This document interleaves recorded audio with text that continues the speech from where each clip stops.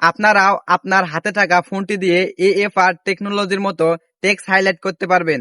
তা এই ভিডিওতে আজকে আমি এখন আপনাদেরকে একদম হাতে নাতে এ টু জেড শিখিয়ে দেব। তো এর জন্য আমরা এলাইট মোশন অ্যাপটি ব্যবহার করব। যাদের এলাইট মোশন অ্যাপটি ইনস্টল করা নাই তারা গুগল প্লে স্টোর থেকে অ্যাপটি ইনস্টল করে নেবেন। তো এখন আমরা এলাইট মোশন অ্যাপটি ওপেন করছি। এলাইট মোশনে আসার পর প্লাস আইকনে ক্লিক করে দেব। এরপর ক্রিয়েট প্রজেক্টে ক্লিক করে দেব। তারপর এখানে নিচে প্লাস আইকনে ক্লিক করে দেব। এরপর মিডিয়া থেকে আমাদের ভিডিও ফাইলটি সিলেক্ট করে নেব। আপনাদেরকে দেখানোর জন্য আমি একটি ফটো সিলেক্ট করে নিচ্ছি। আপনারা ঠিক ওই রকমভাবেই আপনার ভিডিওতে টেক্সট হাইলাইট করতে পারবেন। তো আমি ফটোতে দেখিয়ে দিচ্ছি কিভাবে টেক্সট হাইলাইট করবেন। তো আমি ফটোটি সিলেক্ট করে নিলাম। এরপর আবার নিচে দেখেন প্লাস, এই প্লাসে ক্লিক করে এখানে দেখেন এই চার কোণা যে শেপটি, এই শেপটি আমরা সিলেক্ট করে নেব। এরপর নিচে দেখেন মুভ অ্যান্ড ট্রান্সফার, এটাতে ক্লিক করব। এরপর এখানে হাত রেখে এই শেপটা আমরা যেখানে রেখে জুম ইন করতে চাচ্ছি যে জায়গাটি, সেই জায়গাতে আমরা সুন্দর করে সিলেক্ট করে নেব। এরপর নিচে তীর আইকনে ক্লিক করে এখান থেকে জুম ইন জুম আউট করতে পারবো। তারপর মাঝখানে একটা ছোট্ট অপশন আছে, এই সব অপশনটি টিপ করলে দেখতে পারবো দুইটা ভাগ হয়ে গেছে। এই দুইটার মধ্যে আমরা এখান থেকে বড় বা লম্বা এখান থেকে সবকিছু করতে পারবো।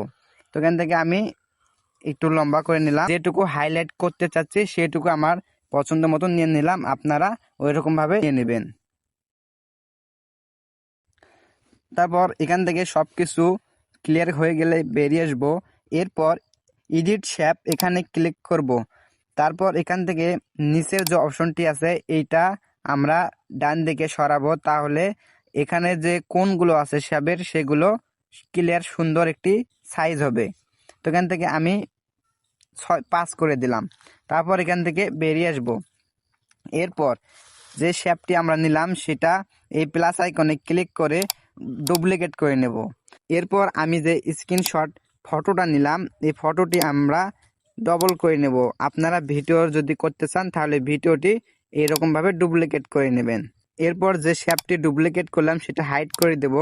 তারপর যে স্ক্রিনশট এটা ডুপ্লিকেট করলাম সেটা, আর প্রথম যে শেপটি নিছি ওই দুইটা আমরা এখান থেকে গ্রুপ মার্কস করে নেব। এই অপশনে ক্লিক করে গ্রুপ মার্কস করে নেব।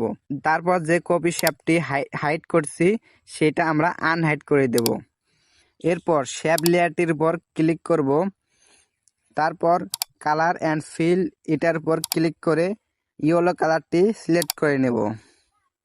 এরপর এখান থেকে ব্যাক চলে আসব। তারপর ডান পাশে ব্লেডিং অ্যান্ড অপাসিটি এটাতে ক্লিক করব। তারপর এখান থেকে ডার্কেনে ক্লিক করব। তারপর ডার্কেনটি সিলেক্ট করে নেব। এরপর একটি কি ফ্রেম অ্যাড করব। এই কি ফ্রেমকে হাত দিয়ে টিপে ধরে রেখে সামনে নিয়ে এসে ছেড়ে দেব। তারপর এখান থেকে আরেকটি কি ফ্রেম অ্যাড করে অপাসিটিটি কমিয়ে দেব। তারপর আর একটু সামনে যাব, একদম লাস্টে গিয়ে এখানে একটি কি ফ্রেম অ্যাড করব। এরপর সর্বশেষে গিয়ে আরেকটি কি ফ্রেম অ্যাড করে অপাসিটি একদম কমিয়ে দেব। তারপর এখান থেকে বেরিয়ে আসব। তারপর গ্রুপ মার্কস যেটা করলাম সেটা আর যে শেপটা কপি করলাম এই দুইটা আমরা এখন গ্রুপ করে নেব। এই গ্রুপ লেয়ারের পর একটা ক্লিক করে দেব। এরপর মুভ অ্যান্ড ট্রান্সফর্ম এটার উপর ক্লিক করে দেব। এখান থেকে আবার তীর আইকনে ক্লিক করে দেব। তারপর একটি এখানে কি ফ্রেম অ্যাড করব। তারপর আর একটু সামনে গিয়ে এখানে একটি কি ফ্রেম অ্যাড করব। তারপর আমরা এটা একটু জুম করে নেব। জুম করা হয়ে গেলে আবার আর একটু সামনে যাব। সামনে গিয়ে এখানে একটি কি ফ্রেম অ্যাড করব। এরপর লাস্টে গিয়ে এখানে একটি কি ফ্রেম অ্যাড করে আবার আগের মতন করে দেব, জুম আউট করে দেব। জুম আউট হয়ে গেলে এরপর এখান থেকে বেরিয়ে আসব।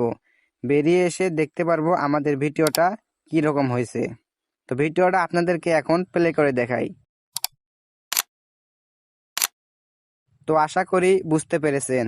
তো ভিডিওটি দেখে যদি ভালো লেগে থাকে তাহলে অবশ্যই ভিডিওটিতে একটি লাইক করবেন এবং এই রকম ভিডিওগুলো পেতে আমাদের চ্যানেলটি সাবস্ক্রাইব করে রাখবেন।